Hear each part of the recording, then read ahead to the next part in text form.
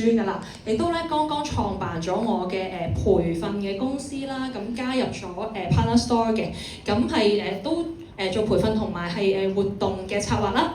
咁我自己其實咧喺網上面去經營我嘅保險生意都一段時間，咁對於做即係自媒體都有一啲心得，所以就嚟同大家分享一下咁嘅啫。OK。咁咧頭先咧都有聽到好資深嘅店主講話，咦係咪人脈都用得差唔多啊？要識嘅識咗，要加盟嘅加盟咗。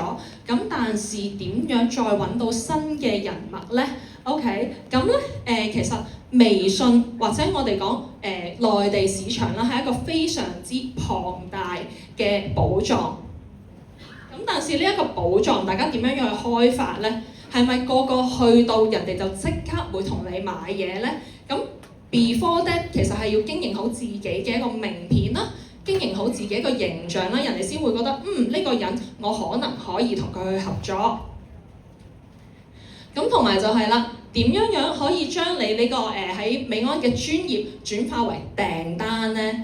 佢信你，但係點樣去落單啊？嗰樣嘢我哋自己都要識得做，先至可以引導到嘅客人去做到咯。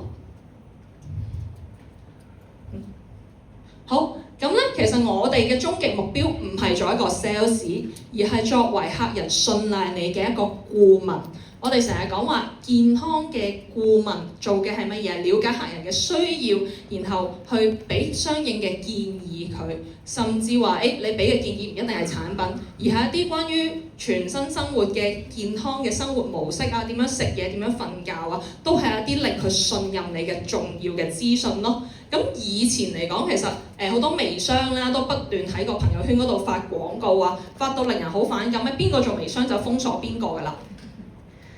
咁但是我哋其實可以用一個自媒體嘅方式去建構自己嘅一個形象啦，建構自己嘅一個可靠嘅可靠嘅形象，去令到人哋相信你，從而去問你，咦，咁你係用啲咩㗎？食啲咩㗎？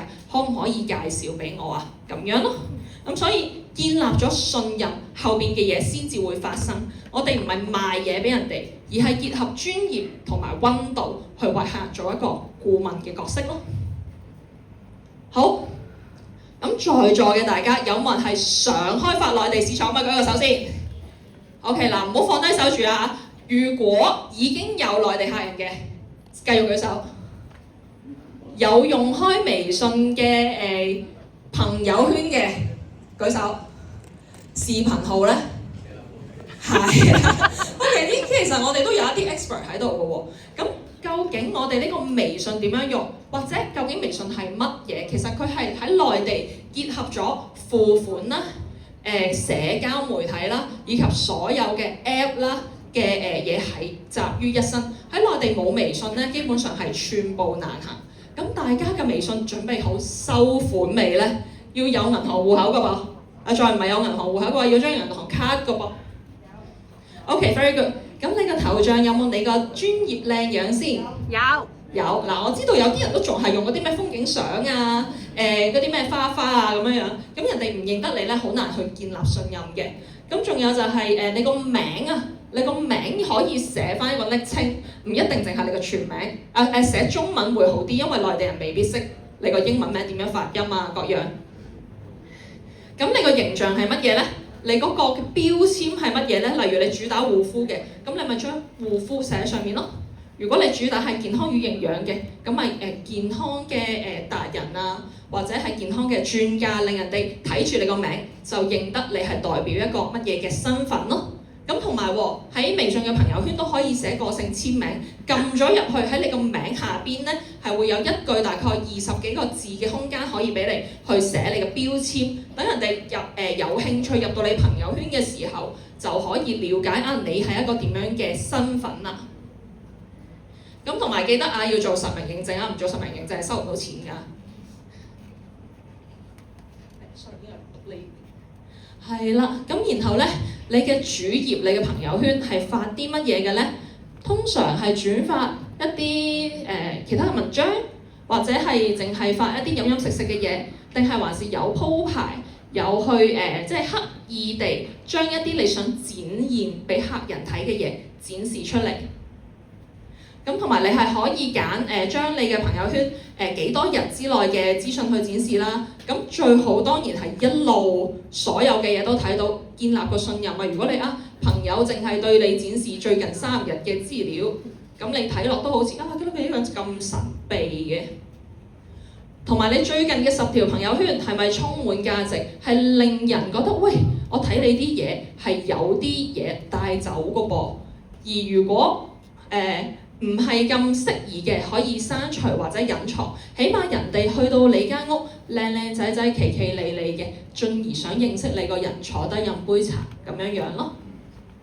好嗱，呢個例子其實都好明顯，個視覺上你會知道邊一種更加吸引人，係咪啊？如果你而家嘅主頁未知道去點樣鋪排嘅話咧，歡迎問 AI。呢張圖都係 AI gen 出嚟嘅啫，咁你可以咧將你嘅朋友圈截圖，然後擺入去一啲可以 read 到圖片嘅 AI 入邊。我想建立一個點樣嘅形象，呢個係我嘅朋友圈，給我一些建議，佢係可以俾到一啲建議嚟嘅。好，咁同埋咧，其實我哋除咗整好咗個名片，呢個係第一步。點樣去同人交流咧，係非常之重要嘅。咁包括係好似我哋平時講成功5要訣咁樣，無論線上線下，你去認識一個人，都好想真誠地了解對方嘅生活啦、工作同埋困擾，而唔係話，咦呢個人可能需要益生菌，我賣支益生菌俾佢咁樣嘅。除此之外，就係記住一個 term，What can I do for you？ 永遠都記住我可以為佢帶嚟啲乜嘢價值咧？咁同埋就係可以去到人哋嘅朋友圈去了解下佢關心嘅，例如係佢關心佢嘅另一半，關心佢嘅小朋友，關心佢嘅爸爸媽媽。咁你關心佢關心嘅嘢咧，其實就好容易拉近大家嘅距離咯。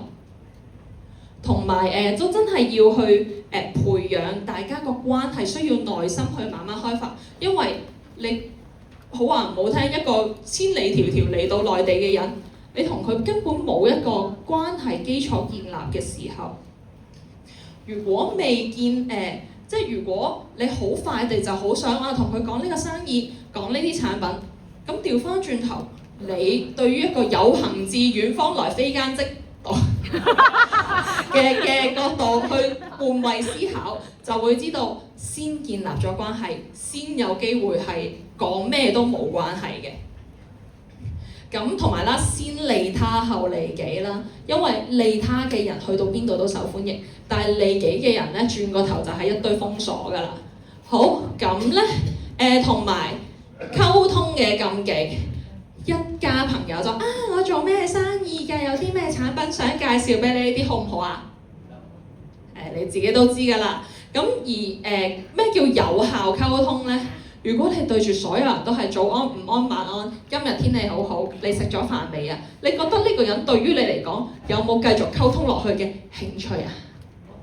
冇。咁有啲咩先至令你有興趣溝通落去咧？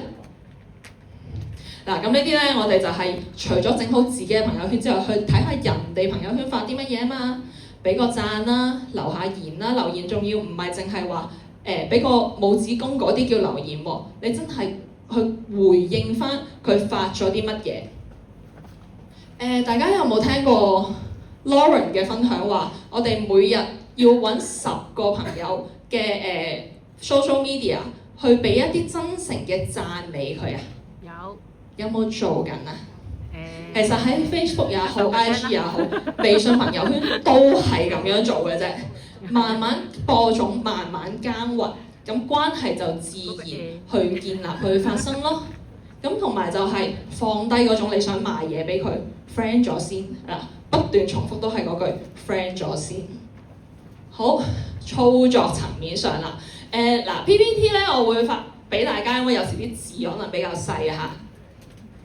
朋友圈每日最多5條左右好啦，發得太多咧，啲人覺得又係你，仲係你，還是你，咁同埋你自己都會攰噶嘛。我哋係要講緊長期可複製，而唔係短期爆衝完之後，都冇生意，我都唔做啦，呢個市場同我冇關係。No，有機會係你發嗰個文章，唔知幾時突然之間，你個親戚、你個好耐冇見過嘅同學，或者移咗民嘅朋友，突然之間問：咦，你做緊乜嘢啊？但係你唔發咧，永遠唔會有呢啲發生嘅。咁同埋新賬戶啦，就唔好突然之間大量加人，因為咧啲人會當你係廣告帳號，封咗你就唔抵啦。因為一個電話號碼就係可以開到一個微信帳號嘅啫。咁同埋啦，都係嗰句，唔好太短時間之內咧去頻繁做一啲操作，因為咧系統都係好敏感㗎。你係咁使人哋當你係機械人，咁又封咗你又唔好啦。咁同埋內地嘅廣告法規好緊要，非常緊要，仲嚴格過台灣。關於一啲產品嘅功效啦，就唔好過分誇張。你可以話啊，我自己用完之後有呢一個嘅感受分享俾你，但係唔好講一啲絕對啊、最強啊、第一啊、保證啊、醫病啊嗰啲嘢，千祈唔好講，真係唔好講，去到邊度都係㗎啦。咁喺內地嘅社交媒體就尤其敏感一啲啦。咁然後就唔該講嘅唔好講啦嚇。咁同埋專業嘅導向咧，除咗你個人要夠專業之外，你個人嘅能量都好緊要嘅。有抱怨嘅可以，但係私底下向你有信任嘅人去講，就唔好喺啲公開場合周圍啡嚇。咁人哋離遠見到都彈開幾遍㗎啦。穩健經營，細水長流啦。等你個微信係一個可以累積價值嘅資產啊！有時啲人咧加咗你唔係淨係睇你10條朋友圈，係由你加入微信嗰刻有一路碌到底。咦，你以前係咁嘅喎，你而家係咁喎，你做咗啲乜嘢啊？即係社交媒體係我哋喺網上面嘅一啲印記嚟嘅。OK 嗱，發文章嘅黃金比例，咁呢個係緊要嘅，因為你認識一個人，佢發啲乜嘢係好影響你對佢嘅印象，係咪？好，咁所以專業形象你一定要有一啲專業嘅價值啦。揀好大家主修重唔重要啊？有冇人主修 Motive？ 有，護膚都有 ，Go Trim 健康與營養，係咯，其實樣樣嘢都有人擅長，有人主修嘅時候，就將你嘅專業發揮出嚟。咁同埋最好係有自己嘅見解，唔好話影完個 PPT 我就發，可以發，但係你用咩角度去發呢？例如你今日參加呢個精英交流會，你發嘅相，你會話俾人聽係咩啊？我今日又參加咗一個會議，完定係還是進入中國市場可能有一啲準備，但係有一啲字眼呢，就唔好公開地去發，你可以揾一啲有意同你去合作，或者你有意同佢合作嘅內地朋友啦，咁就同佢輕輕講，但係唔好講太多勾起佢興趣。佢問你咧，好過你走去撩佢嘅。同埋做生意之餘，唔該做翻個人，即係咧個人嘅生活都要有嘅。咁你個人喜愛啲乜嘢？你重視啲乜嘢？人哋就會，咦，呢個人都係活生生好真實、好真誠嘅喎，就唔係一啲普通嘅廣告號啊，普通嘅可能做一個美妝博主都係一份工嚟嘅啫，係咪？咁但係如果你係一個享受生活，同時熱愛美容嘅人，熱愛靚嘅人，咁你個形象咪會非常之立體咯。好，咁同埋啦，互動利他。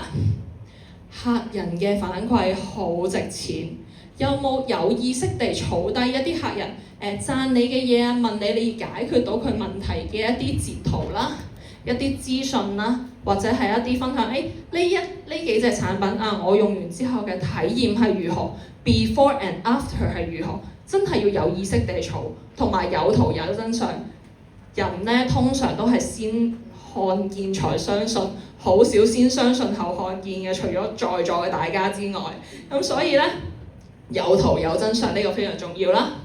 咁然後軟性嘅植入係講緊，咦，我最近用緊呢個產品幾好，點樣好，或者朋友都話好嚇，咁你咪令大家覺得，喂，呢個係真實嘅分享，而唔係話為 sell 而 sell 咯。好嗱，點樣去留言？見到朋友分享美食，唔好淨係話好味，俾個拇指公流口水唔好啊，冇意義冇價值㗎。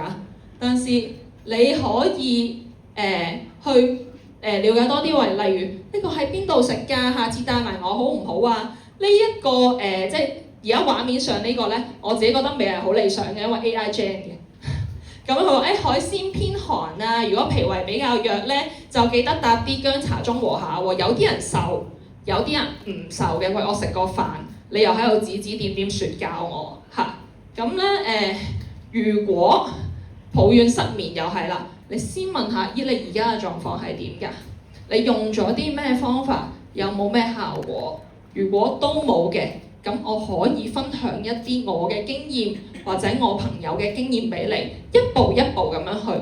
人哋冇問或者人哋冇 request 嘅話，你夾硬講咧，都係容易反感嘅。咁然後小朋友啦，關心人哋嘅小朋友咧，其實人哋會覺得即刻好親切嘅，關心對方關心嘅嘢。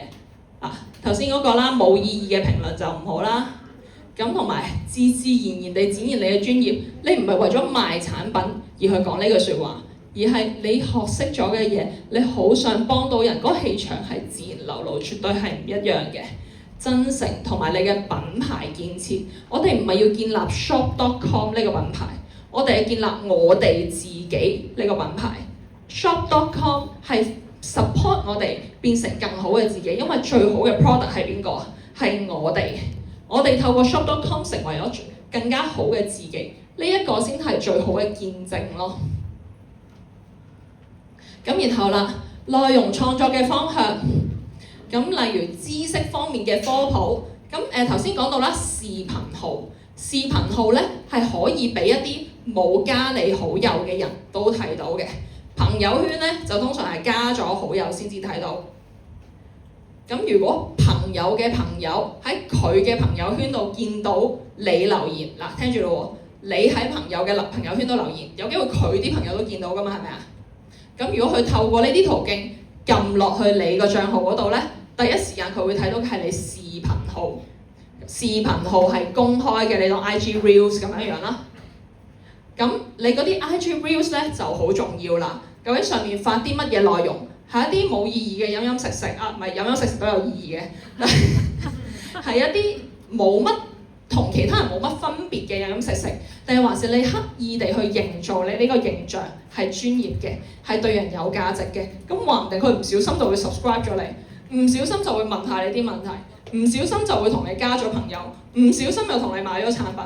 咁但係呢啲一切嘅唔小心都係建基於你前面嘅小心經營咯。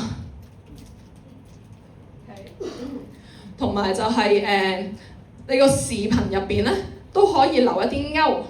咩叫勾啊？係睇到最後留言健康，我就發俾你一個懶人包或者點樣，即係你平時去睇啲片會見到嘅一啲操作。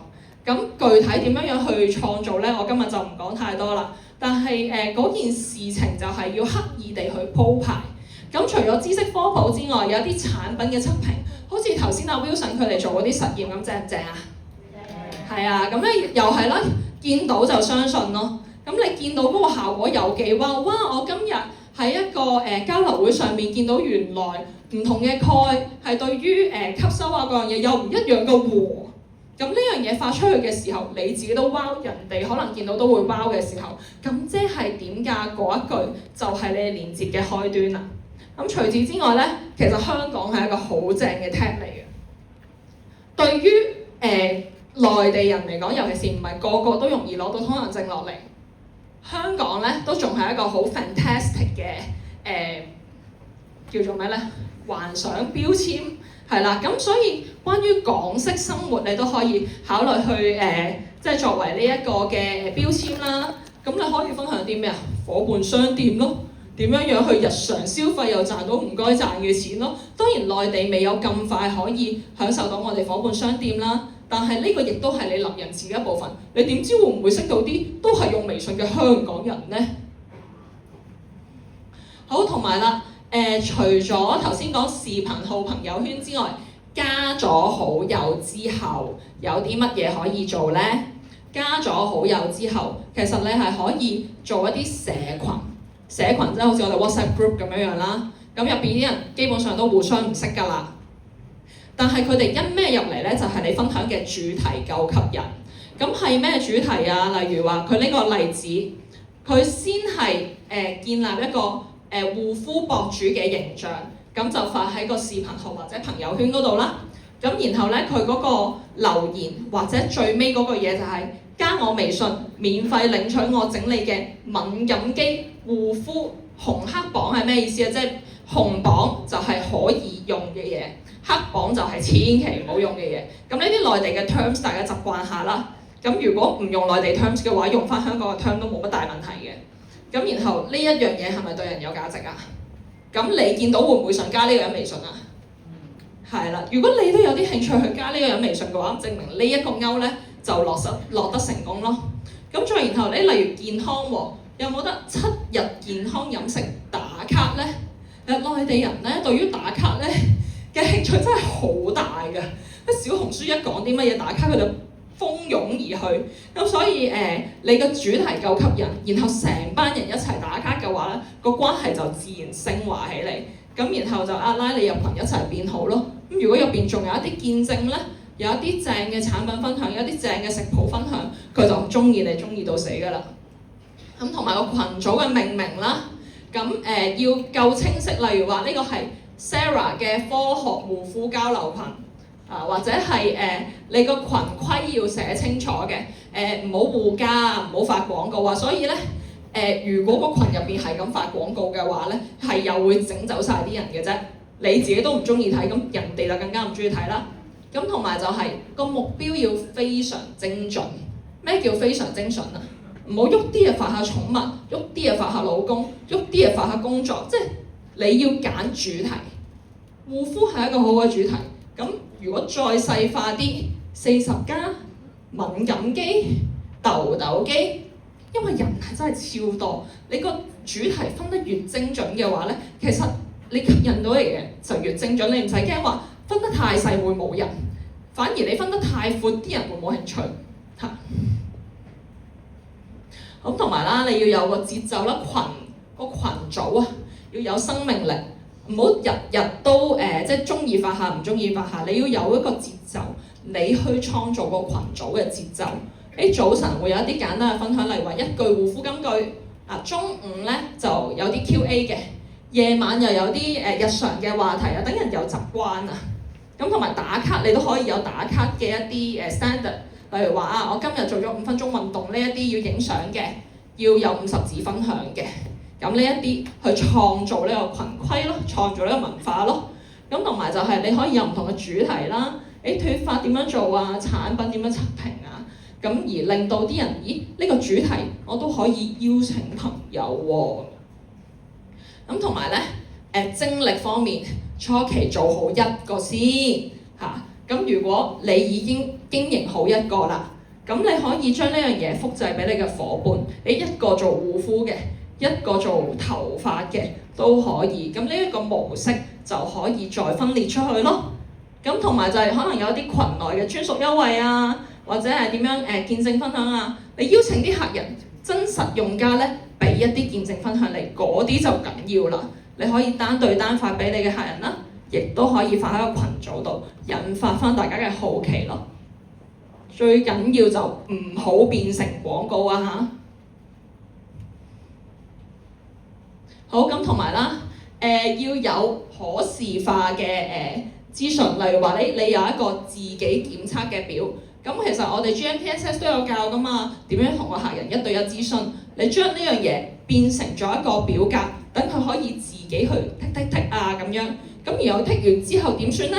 咁咪私信向你諮詢咯，15分鐘也好，30分鐘也好，咁一建立咗一個1對1嘅關係咧，咁你哋就容易去轉化落下一步啦。好，咁總結就係啦，你要成為佢哋嘅健康顧問，執好你間屋，同埋係個朋友圈都要有效率咁樣經營。咁所以大家翻去就記得整好你嘅頭像昵稱啦，要發你關於你專業嘅乾貨啦，同埋留評論俾你想留嘅人咯。好，咁今日分享到呢度，多謝大家。